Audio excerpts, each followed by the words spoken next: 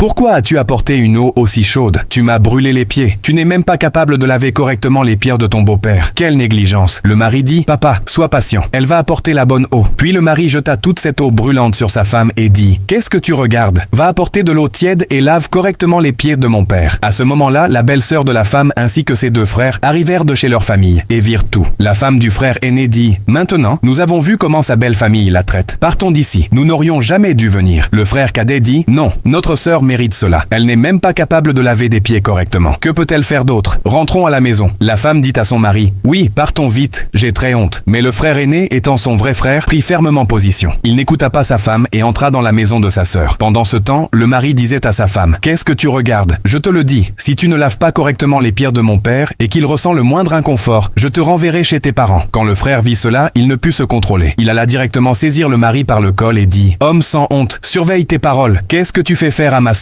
Est-ce pour cela que nous te l'avons mariée? Le beau-père intervint et dit, ta sœur devrait avoir honte. Cela fait 5 ans qu'elle est mariée. Même les poules de notre rue pondent des œufs et ont des poussins, mais elle n'a pas donné naissance à un seul enfant en 5 ans. Le frère répondit, ça suffit. Avoir un enfant est-ce seulement la responsabilité de ma sœur? Tu es un vieil homme, sinon je t'aurais déjà donné une leçon. La femme du frère dit, laisse tomber, rentrons à la maison. Je t'avais dit de ne pas venir. Pourquoi te mêles-tu des affaires des autres? Le frère répondit, tais-toi, c'est ma vraie sœur. Elle répondit, et alors, après le mariage, elle appartient à leur maison. Pourquoi te mêles-tu de cela? Le mari de la sœur dit avec arrogance, pourquoi êtes-vous même venus aujourd'hui? Une fille mariée appartient à une autre maison. Que nous la frappions ou lui fassions quoi que ce soit, en quoi cela vous regarde-t-il? Cela fait 5 ans qu'elle est ici. Même une poule aurait déjà eu des centaines de poussins. Mais elle n'a rien fait. Le frère dit, vous n'avez donc aucune humanité? Le beau-père répondit, si elle t'importe tant, emmène-la avec toi. Nous n'avons pas besoin d'elle. Le frère dit, ça suffit. Si tu dis encore un mot, je te gifle. Viens, ma sœur, viens avec moi. Sa sœur l'arrêta et dit, frère, s'il te plaît, laisse-moi. Ne t'inquiète pas pour moi. Le frère répondit, tu ne resteras pas une minute de plus dans cette maison. Viens avec moi. Sa femme l'arrêta et dit, où l'emmènes-tu? Si tu l'amènes chez nous, je divorcerai de toi. Le mari répondit, très bien, alors divorce. La sœur dit, frère, s'il te plaît, rentre. Je supporterai tout cela. Je ne veux pas que ta femme te quitte à cause de moi. Peut-être que mon destin est mauvais. En tant que femme, je n'ai même pas pu donner naissance à un enfant. Je supporterai tout cela. Le beau-père dit, tu vois, même elle le sait. Si elle était dans une autre maison, on l'aurait jetée dehors depuis longtemps. Tout ce que nous lui faisons est justifié. Le frère dit, ferme-la, vieil homme. Puis il dit à sa sœur, ma sœur, viens avec moi. Le mari la saisit et dit, si tu l'emmènes, qui fera notre travail? Le frère répondit, vous n'avez pas de main? Faites-le vous-même. Et demain matin, apportez les papiers de divorce de ma sœur au tribunal. Le courageux frère resta ferme face à tout le monde et emmena sa sœur de cet endroit. Êtes-vous d'accord avec la décision du frère?